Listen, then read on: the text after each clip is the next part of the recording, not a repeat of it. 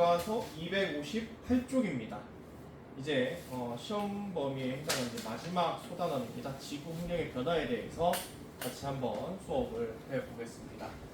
258페이지에 보시게 되면 남극 대륙의 비가 떨어져 나와가지고 사라지는 모습이 나와 있습니다. 그만큼 현재 지구는 굉장히 뜨거워져 가고 있고, 그리고 이 과정에서 지구 온난화가 일어나고 있다는 거 여러분들도 잘 알고 계실 겁니다.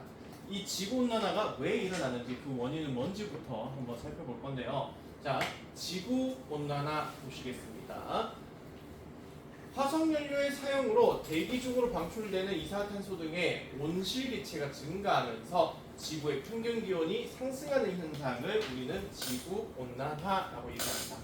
이 지구 온난화는요, 앞으로 지구를 점점 더 뜨겁게 만들 원인이 되는데, 원래 이 지구 온난화를 위해서는 온실 효과라는 걸 알아야 됩니다. 온실 효과. 온실 효과가 뭐냐? 우리 지구에는 온실 효과를 일으키는 온실 기체가 있습니다. 여러분 책에 이 온실 기체의 종류가 나와져 있는데, 보시게 되면 수증기, 이산화탄소, 메테인, 오존이 있습니다. 자, 메테인은 CH3, 오존은 O3죠. 원소지도 잘 알고 계시면 좋겠죠. 메테인은 CH3, 오존은 O3입니다.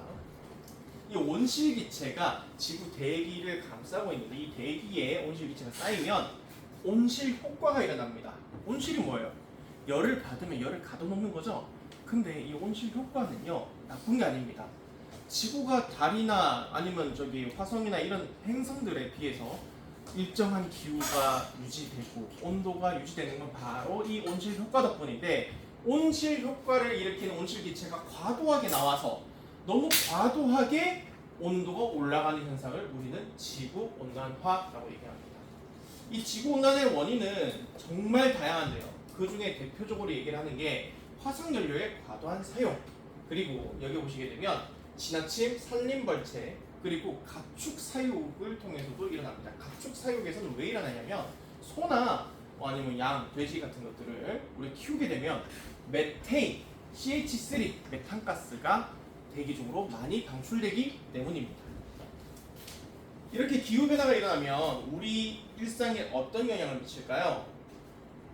자, 여러분 책 페이지 259페이지 보시면 여기에 왼쪽에는 한라봉이 원래 제주도에서 났던 애예요. 근데 이 한라봉이요, 나주, 고흥, 거제에서도 이제 기르고 있고요. 그다음에 복숭아나 사과하면 유명한 도시가 어디냐면 대구입니다. 대구.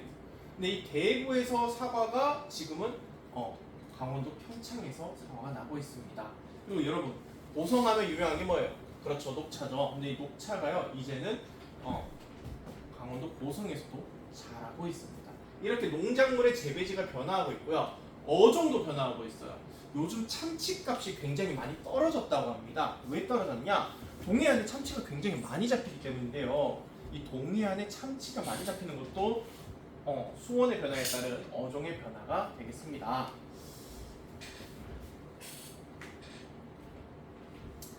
자, 이렇게 기온이 올라가게 되면 어종도 변하고, 그 다음에 농작물의 재배지도 변하지만, 그거 외에도 되게 다양한 일이 일어납니다. 극지방과 고산지대에 뭐가 녹는다고 되어 있습니까? 그래요, 빙하가 녹고요. 빙하가 녹고, 해수의 열팽창이 일어나서 해수면이 상승하게 됩니다. 그러면 섬나라 같은 피지라든가 아니면 인도네시아 같은 곳은 이미 섬들이 잠기기 시작했다는 얘기입니다. 이렇게 해수면이 상승하면서 해안의 저지대가 침수돼서 인간의 생활 공간이 줄어들고, 그리고 우리 해안 저지대는 평야입니다. 평야. 그래요, 벼나 아니면 밀처럼 우리의 주식을 재배하는 공간이 많은데요, 곡물의 생산량이 감소하게 됩니다. 그리고 이렇게 기후가 굉장히 뜨거워지게 되면요, 물이 잘 증발해요. 수온이 상승하면서 강수량과 증발량이 증가하기 때문에 기상이변이 쉽게 발생합니다. 스콜이라든가 집중호우가 발생하기 쉽다는 얘기죠. 그리고 다양한 생태계가 변화하면서 파괴되기도 합니다. 이렇듯 우리는 지구 환경이 이렇게 변화하는 지구온난화를 막기 위해 굉장히 많은 노력을 해야 합니다. 스스로 확인하기 문제 같이 한번 보겠습니다. 대기 중에 온실기체가 증가하여 지구의 평균 기온이 상승하는 현상을 뭐라고 합니까? 그렇습니다. 지구온난화라고 얘기합니다. 해수면을 상승시키는 원인을 두 가지만 써보자라고 되어 있습니다. 자, 해수면이 상승되는 건요. 그렇죠. 해수면에 열 팽창이 일어나서 해수에 열 팽창이 일어나서 해수면이 상승하는 겁니다. 열 팽창이 뭐냐면 온도가 높아지면 그래요. 우리가 온도가 높아지면 액체 부피가 증가하게 되죠. 이걸 열 팽창이라고 얘기합니다. 그리고 빙하가 녹아서 물이 증가하는 것도 해수면이 상승되는 원인이 됩니다. 자, 지구온난화의 영향으로 우리나라 동해의 표층과 심층의 수온의 차이는 어떻게 변할지 설명해보자 되어 있습니다. 표층은요, 우리 바다가 있으면 바다 표면을 표층이라고요. 그 다음에 깊은 바닷속을 심층이라고 합니다. 이 두 개의 온도 차이, 수온의 차이는 어떻게 변할까요? 그렇죠. 이 표층의 온도는 자꾸 높아질 겁니다. 심층의 온도는 높아지진 않거든요. 그러면 온도 위와 아래의 온도 차이는 자꾸 커지게 됩니다. 여기까지 스스로 확인하기 문제를 다 풀어봤고요. 이제 페이지를 넘겨서요. 262페이지 3학화로 넘어가 보겠습니다.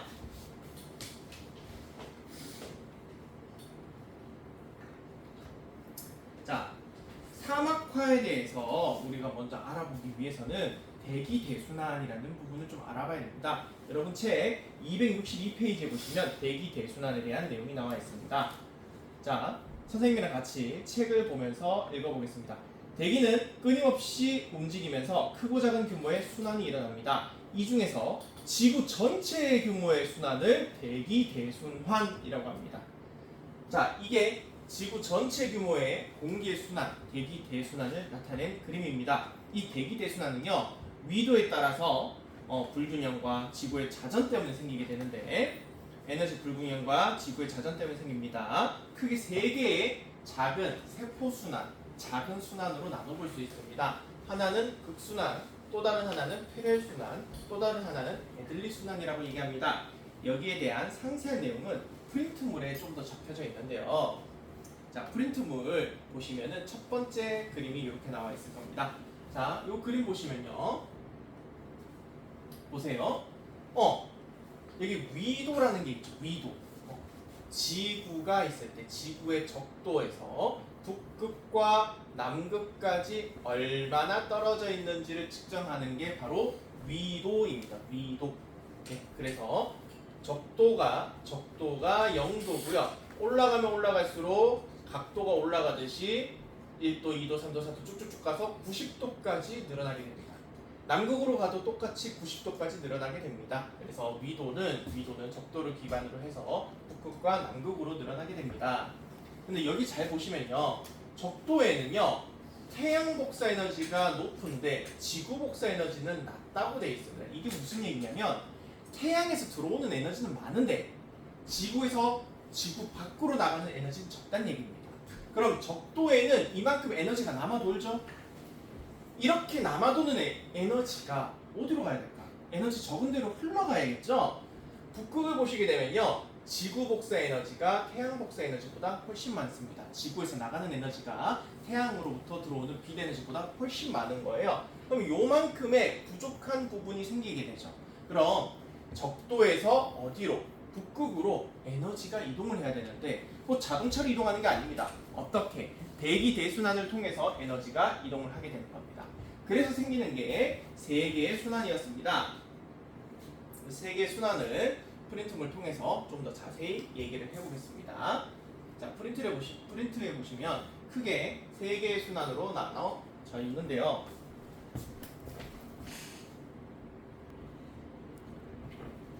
자, 그럼 선생님들이 잘 설명을 해드릴 테니까 들어보세요. 자, 여기가 지금 도가 적혀져 있죠.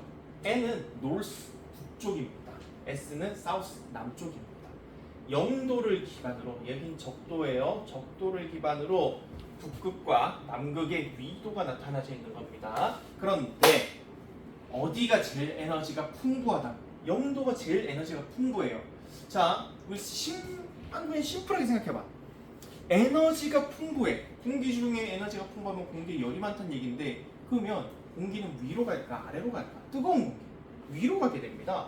그러면 적도에서 뜨거운 공기가 이 색깔 좀 바꿔볼까? 뜨거운 공기니까 빨간색으로 바꿔가지고 자 뜨거운 공기가 올라가겠죠.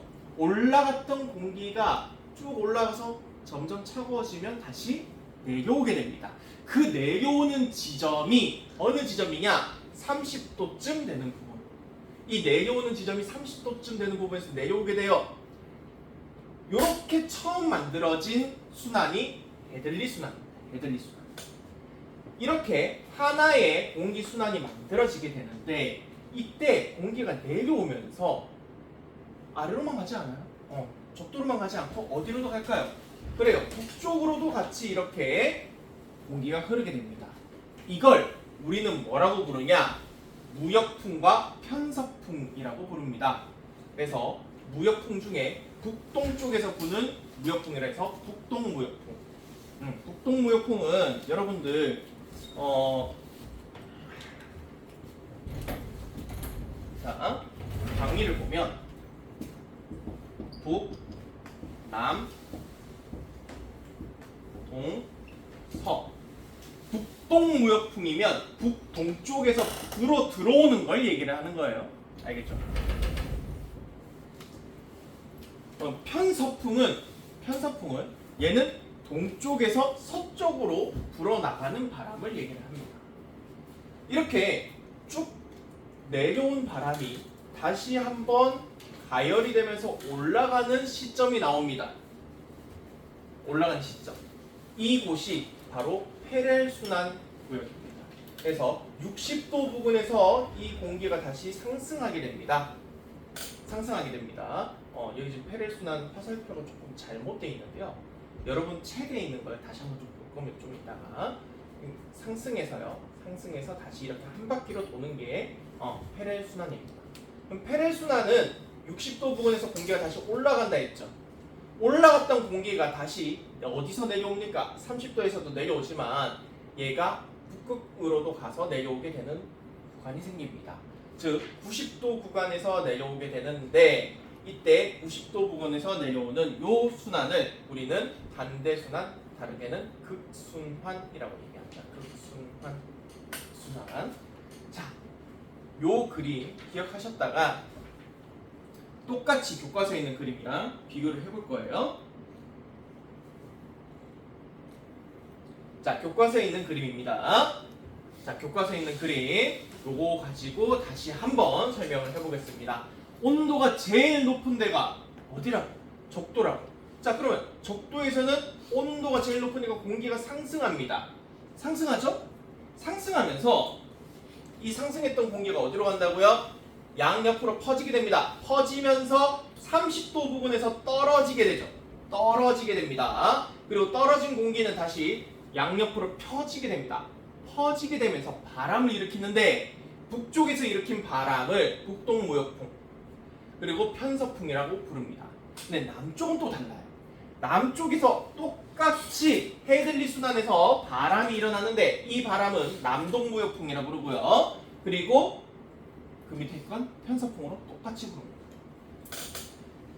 불어나간 바람이 북극으로 가다 보면은 60도 부근에서 다시 올라오게 됩니다. 그죠? 이 올라오게 되면서 다시금 한 바퀴 휙 도는 이 순환을 우리 뭐라 부른다고요?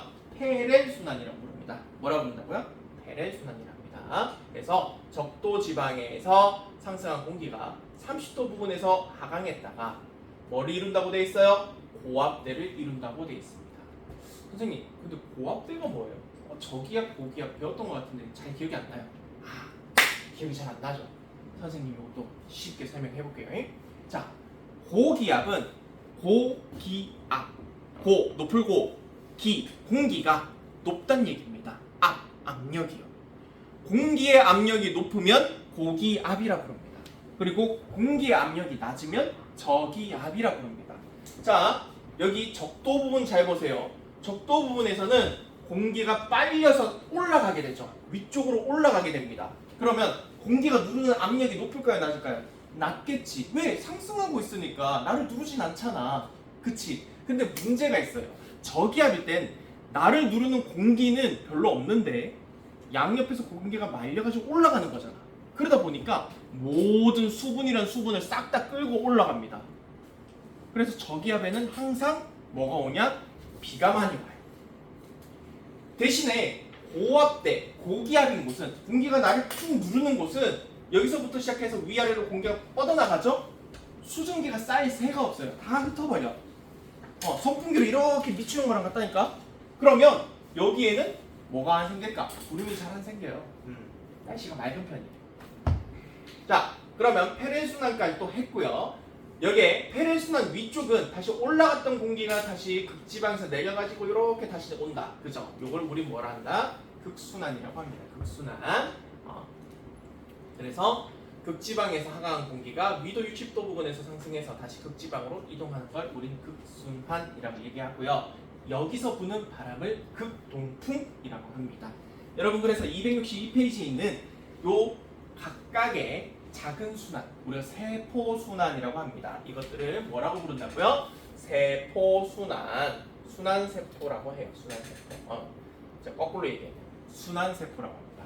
세 개의 순환세포에 대해서 우린 배워봤고요. 그리고 이 전체의 순환을 뭐라고 한다고요? 대기대순환이라고 합니다. 자, 그럼 여기까지 이제 정리가 됐죠?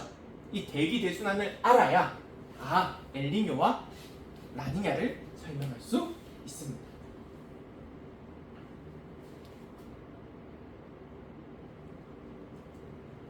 자, 그러면 이제 사막화도 쉽게 이해할 수 있는데요.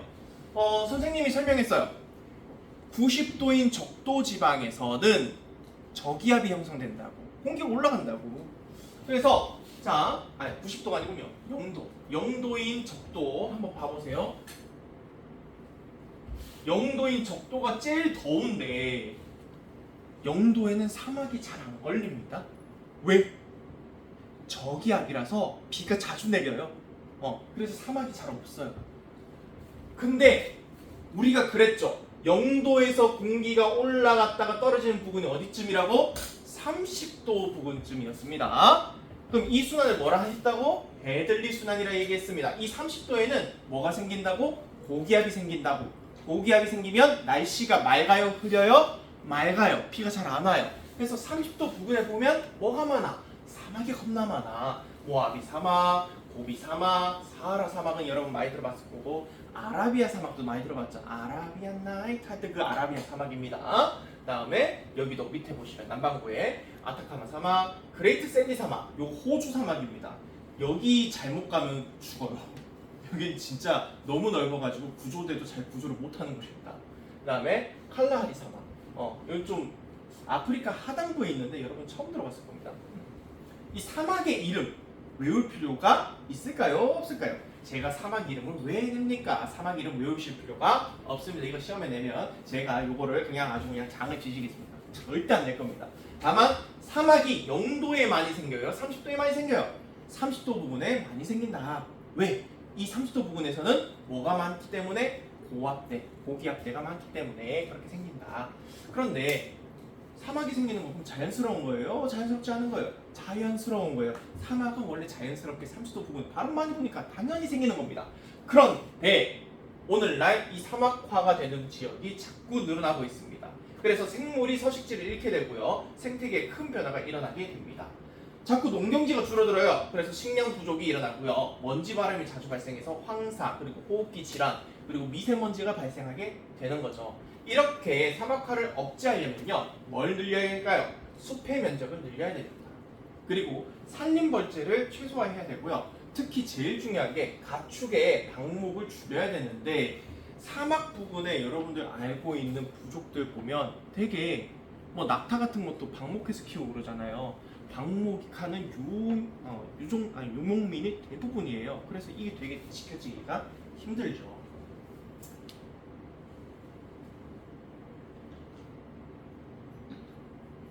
자, 이제 엘니뇨와 라니냐에 대해서 설명하기 위해 하나의 그림을 마저 좀 볼 겁니다. 자, 다시 한번 방금 전에 했던 거 설명을 다시 한번 해볼까요? 0도 부근에서는 공기가 어떻게 된다고? 상승한다고? 하강한다고? 상승한다 했어요. 그리고 30도쯤 가서 하강한다 했어요. 이렇게 도는 순환을 뭐라 했죠? 배들리 순환이라 했습니다. 이 헤들리 순환 위에 30도에서 내려갔다가 60도 부분에서 다시 올라가는 순환이 하나 있었어요. 이거 무슨 순환? 페렐 순환. 그 다음에 60도에서 올라갔다가 극지방에서 떨어지는 순환.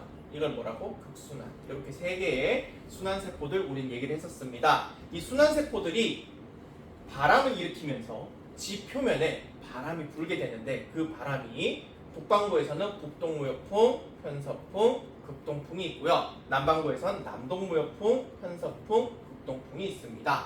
이 바람이 불면 봐봐요. 우리가 세숫대에 물을 받아놓고 거기에 바람을 훅 불면 후 부는 방향으로 물결이 살살살살 치죠. 마찬가지입니다. 한 방향으로 흐르는 바람이 있으니까 이 바람에 따라서 물결이 이동하게 되겠죠. 이걸 우리는 뭐라 하냐? 표층순환이라고 합니다. 표층순환이라고 하고 이때 흐르는 바닷물을 표층해류라고 합니다. 뭐라 한다고요? 표층해류라고 합니다. 여기서 여러분들이 모든 걸 다 알면 너무나 좋겠지만 그러면 머리가 빵 하고 터져버릴 거 아니야. 그지? 그래서 중요한 것만 얘기를 해볼 겁니다. 첫 번째입니다. 북동무역풍에 의해서 부는 해류가 있는데 대표적 해류가 북적도 해류입니다. 적도 살짝 북쪽에 있는 해류인데 어디서 어디로 부냐? 네, 동태평양에서 서태평양. 우리가 서태평양이고요. 미국이 동태평양 쪽이에요. 이쪽으로 부는 해류입니다. 이걸 타고 쭉 왔다가 일본 타고 올라가는 해류가 쿠로시오 해류고요. 쿠로시오 해류 타고 쭉 올라가게 되면 다시 동태평양 쪽으로 가는 해류가 나옵니다. 이게 북태평양 해류입니다. 그리고 쭉 가다 보면은요, 여기가 미국의 어디냐? 동부일까 서부일까? 미국의 미국의 동부는 이쪽이에요. 서부는 서부하면 떠오르는 곳이 있습니다. 캘리포니아 비치. 그래서 이 캘리포니아 비치를 지나가는 해류, 여기를 캘리포니아 해류. 이렇게 한 바퀴를 돌 수 있게 됩니다. 요 해류는 기억을 해주셔야 됩니다. 위치도 기억해 주셔야 되고 이름도 기억하셔야 됩니다. 그리고 아래쪽도 알아두셔야 됩니다. 자, 아래쪽 보시면 적도 반류 밑에 적도 살짝 남쪽에 있다 해서 남적도 해류가 흐릅니다. 남적도 해류도 똑같이 동태평양에서 서태평양 쪽으로 흐르게 됩니다. 이 남적도 해류가 갔다가 동오스트레일리아, 동호주 해류를 타고 내려와서 남극순환 해류를 지나서 다시 페루로 가게 되고 페루 해류를 통해서 다시 남적도로 가는 이 순환 경로를 지나가게 됩니다. 요 위에 거 순환 경로 4개의 해류, 아래쪽 순환 경로 3개의 해류는 꼭 알아두셔야 돼요. 왜? 이걸 알아야 뭘 알 수 있냐? 엘니뇨와 라니냐를 알 수 있습니다. 그러면 여기서 밑줄 치면서 여러분들이 알아야 될 거 조금 얘기를 해볼게요. 자, 저위도, 위도가 낮은 쪽입니다. 0도에서 30도 사이를 얘기를 합니다. 여기서는 무역풍의 영향으로 북적도 해류와 남적도 해류가 형성된다고 했죠. 밑줄 치고 선생님 설명했었잖아요. 외워두셔야 됩니다. 그 다음 중위도 편서풍이 부는 부분, 여기는 30도에서 60도 부분입니다. 중위도에서는 편서풍의 영향으로 북태평양 해류, 북대서양 해류, 그 다음에 남극순환 해류가 형성이 된다. 요거까지는 여러분들이 알아두셔야 된다. 외워두셔야 되고요. 이걸 알아야 엘니뇨와 라니냐를 이해할 수 있습니다. 자, 엘니뇨와 라니냐에 대해서 이제 본격적으로 한번 해볼 겁니다. 여러분 책 페이지 몇 페이지냐면요. 264페이지입니다. 264페이지에 보시면 먼저 엘니뇨에 대해서 얘기가 나와 있습니다. 이 엘니뇨가 어떤 효과냐? 그거부터 알아야 우리가 엘니뇨, 라니냐 이게 이런 효과를 가지구나를 이해를 할 수 있겠죠. 보겠습니다. 평상시를 먼저 보겠습니다. 자, 여기 남아메리카 페루 지역입니다. 어디 지역이요? 페루. 여러분, 페루는 남아메리카에 길게 있는 나라 중에 하나예요. 아스카 문명 혹시 아세요? 네, 아스카 문명이 있는 곳이죠. 마추픽추라고 들어보셨죠? 거기가 있는 곳입니다. 이 페루 지역에서 공기가 무역풍에 따라 흐르게 됩니다. 어디로? 페루에서 인도네시아. 자, 페루 지역은 동태평양입니다. 또 인도네시아는 서태평양 쪽입니다.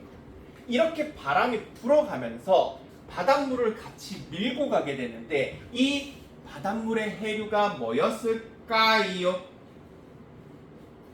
북쪽도 해류일까 남쪽도 해류일까? 남쪽도 해류입니다. 이 따뜻한 해수가 바로 남적도 해류에 해당합니다. 그러면 남적도 해류가 이렇게 가잖아. 생각해봐. 해류가 지나갔네? 그럼 여기 공간이 비잖아. 빈 공간에 찬 바닷물이 올라오게 돼요. 이걸 무슨 효과라고 얘기하냐면 용승 효과라고 얘기합니다. 용이 승천한다 해서 용승 효과입니다. 용승 효과가 일어납니다. 그럼 찬 바닷물이 올라와요. 올라오면 이 찬 바닷물 우리 따뜻한 바닷물보단 찬 바닷물에 영양분이 많고 플랑크톤이 많습니다. 그러면 물고기도 많이 살겠죠? 그래요. 이 페루 지역에서는요. 그래서 찬 바닷물 덕분에 물고기가 많이 잡힙니다. 뿐만 아니라 따뜻한 바닷물은 물을 많이 증발시키는데 찬 바닷물은 물을 별로 증발시키지 않아요. 그래서 비도 잘 안 와요. 그러면 생각해봐. 페루 지역에 내가 사는데 비도 잘 안 오는데 물고기도 잘 잡힌다? 와, 킹왕짱 좋겠죠? 물고기 잘 잡히는 곳이니까. 그래서 원양어선 타고 여기 가서 물고기를 많이 잡는 겁니다.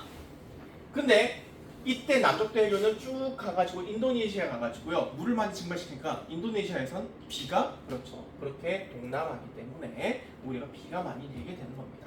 이게 평상시 상태입니다. 페루 사람 너무 좋아요. 물고기 잡고 얼마나 좋아요. 날씨도 활차하고 아주 좋아요. 근데 엘니뇨가 발생합니다. 엘니뇨. 이거 어디 나라 말일까? 엘니뇨. 스페인어입니다. 스페인. 이 스페인어인데요. 엘니뇨가 뭘 얘기합니까? 남자아이를 얘기하는데 어떤 남자아이? 이게 바로 아기 예수 얘기합니다. 왜일까? 엘니뇨가 보통 언제 발생하냐면 크리스마스 시즌에 발생합니다. 12월 달에. 스페인 사람들이 페루 지역을 점령을 했던 건 기억나시죠? 알 겁니다. 정복자가 갔습니다. 가가지고 선교를 합니다. 하는데 이상하게 한 2, 3년에 한 번씩 겨울쯤 크리스마스 시즌쯤 되면 원래 날씨가 화창하고 물고기가 잘 잡히던 곳이 그러지 않게 됩니다. 어떤 일이 벌어지냐? 이런 일이 벌어집니다. 보세요. 무역풍이 약해져요. 무역풍이 약해지니까 따뜻한 바닷물이 인도네시아까지 못 갑니다. 따뜻한 바닷물이 역행하기 시작합니다. 그러다 보니 찬 바닷물이 용승하지 못해가지고요. 여기서 물이 많이 증발하게 됩니다. 페루 지역에 뭐가 발생하는 거죠? 비가 많이 나오기 시작하는 거예요. 그리고 물고기도 잘 잡히지 않게 됩니다. 왜 이걸 스페인 사람들이 아기 예수라고 얘기를 했냐면요. 페루 사람들 한 2, 3년 열심히 물고기 잡고 열심히 일했잖아요. 근데 겨울 되니까 한 달 동안 물고기도 안 잡히고 비도 많이 오는 거야. 하나님께서 여러분들께 이렇게 휴가 기간을 드리는 겁니다.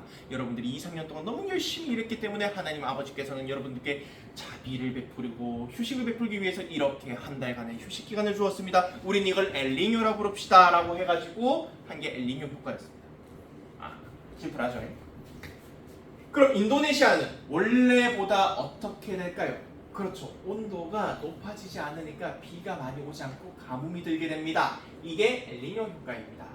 자, 여러분 책에 있는 걸 같이 한번 읽어보겠습니다. 평상시 적도 부근에서 무역풍의 영향으로 동태평양의 따뜻한 해수가 서쪽으로 이동하면서 서태평양 적도 해역의 표층 수온이 동태평양 적도 해역보다 높습니다. 하지만 수년에 한 번씩, 3, 4년에 한 번씩 무역풍이 약해지면서 따뜻한 해수의 흐름이 약해지고 그러면 용승 효과가 일어나지 못하고 표층 수온이 평상시보다 높아지는 곳이 바로 동태평양이 되게 되는데 이를 엘니뇨라고 얘기합니다. 높아지니까 비가 많이 낸다. 오케이. 자, 그러면 라니냐는 뭘까요? 라니냐 반대로 무역풍이 강해지면 엘니뇨와 반대되는 현상이 나타납니다. 그러면 무역풍이 강해졌다. 그림을 돌려볼까요? 바람이 너무 강해졌어. 이 효과가 너무 강해진 거야. 그럼 여기는 너무 차가워지겠죠. 너무 차가우니까 비가 그래도 한 일주일에 한 번도 왔는데 일주일에 한 번도 안 와. 한 달에 한 번 와. 가뭄이 드는 거야. 그리고 반대쪽은 비가 2, 3일에 한 번 오는 걸 이해했는데 와씨 매일 와버리네. 홍수가 나버리죠. 그죠? 태풍이 불어버려. 이게 바로 라니냐 효과입니다. 이 시기에서는요 서쪽으로 이동하는 따뜻한 해수의 흐름이 강해져서요 동태평양 적도의 표준 수온이 평상시보다 낮아지게 되고 이걸 라니냐라고 부릅니다. 그래서 평상시에는 무역풍 영향으로 서태평양 연안 지역에 많은 비가 내립니다. 그렇지만 엘니뇨가 발생하게 되면요 동태평양 연안은 강수량이 증가해서 홍수가 나고요 서태평양 연안은 대기가 건조해서 가뭄이 들고 산불이 납니다. 반대로 라니냐가 발생하면요 서태평양 연안은 강수량이 증가하고요 동태평양 연안은 대기가 건조해서 가뭄이 되게 됩니다. 이렇듯 기후는 정말 많은 요인에 의해서 변화하게 됩니다. 이걸 여러분들 프린트물에 쌤이 간략하게 잘 정리를 한번 해봤습니다. 자, 평상시와 엘니뇨와 라니냐식인데요. 평상시에는 무역풍에 의해서 동태평양의 따뜻한 해수가 서태평양 쪽으로 이동을 하게 된다. 그리고 엘니뇨는 무역풍이 평상보다 약해져서 서태평양의 따뜻한 표층 해수, 요 표면의 해수가 동태평양으로 다시 밀려 들어오게 됩니다. 그래서 동태평양이 따뜻해지는 겁니다. 용수 효과가 떨어지는 거죠. 그리고 라니냐 시기에서는 무역풍이 평상시보다 강해집니다. 따라서 서태평양 쪽으로 이동하는 해수가 많아지게 되고 용수는 강화되게 되는 겁니다.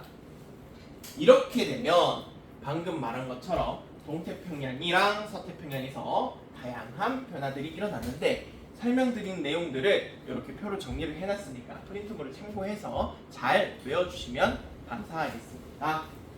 자, 그리고 여러분 책 265페이지에 보시면 다양한 국가 간 협약들이 있습니다. 인간 환경 선언, 정부 간 기후 변화 협의체, 유엔 기후 변화 협약, 유엔 사막화 방지 협약, 교토 의정서, 파리 협정. 여기에 대해서는 따로 시험을 내지 않겠습니다. 시험을 내지는 않겠습니다. 다만 여러분들 요 내용들은 우리가 시험이 끝나고 나서 한 번쯤은 살펴볼 내용이니까요. 꼭 기억을 해주시고요. 밑에 있는 확인하기 문제에 1, 2, 3번은 채워볼 수 있도록 해보겠습니다. 먼저 1번입니다. 사막화를 일으키는 인위적인 요인에는 어떤 게 있는지 써보자져 있습니다. 그렇죠. 하나씩 읽어보면 지나친 가축의 방목, 그리고 경작지 면적이 증가하는 거, 그다음 무분별한 산림 벌채 등이 있습니다. 다음 2번입니다. 엘니뇨가 발생하면 동태평양 적도에게 표충 수온은 평상시보다 어떻게 되느냐? 엘니뇨가 발생했습니다. 엘니뇨 발생했다는 건 무역풍이 약하다는 얘기예요. 그러면 동태평양 쪽, 페루 쪽은 용순 효과가 잘 일어나지 않습니다. 온도가 올라가게 되죠. 네. 다음 창의융합입니다.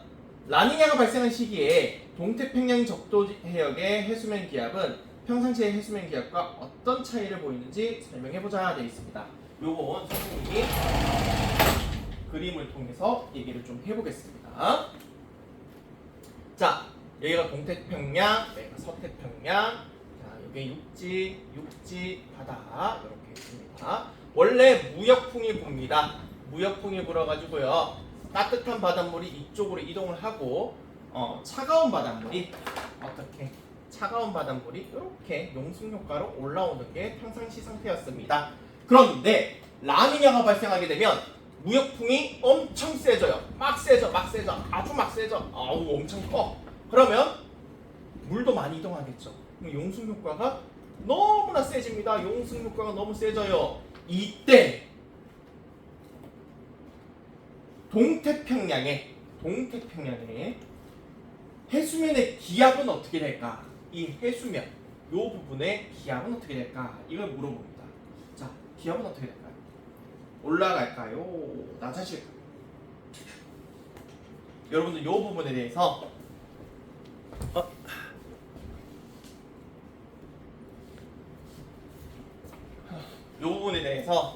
이렇게 설명을 이해하시면 쉽습니다.